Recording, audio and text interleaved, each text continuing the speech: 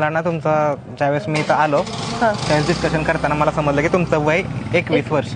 ठीक आहे, बरोबर आहे. हो. तर 21 वर्ष म्हणजे तुम्हाला 3 वर्ष आधी मतदानाचा हक्क मिळालाय आणि आता लगेच तुम्ही 3 वर्षानंतर लगेच उमेदवारी पण मिळाली. तर तुम्ही यासाठी स्वतःला समर्थ समजता का?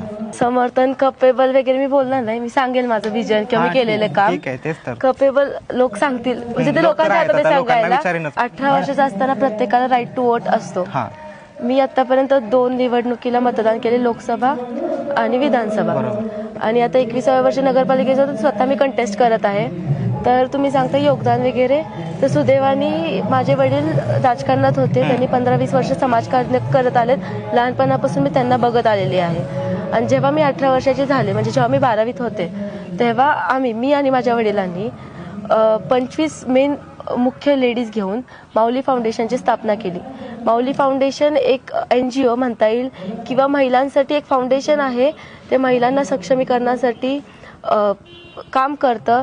त्यांना विविध मनोरंजनाचे प्रोग्राम राबवतं किंवा मग त्यांना एंटरटेनमेंट होईल, त्यांना विविध शासनाच्या योजना कशा पोहोचतील ह्यासाठी माऊली फाउंडेशन काम करत राहतं.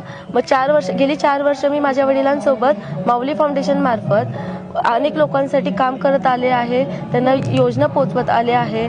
त्यांना सक्षमीकरण कसं करता येईल हाच प्रयत्न करत आलेले आहे. म्हणून कपेबिलिटी मी सांगू शकत नाही, हे लोक सांगतात.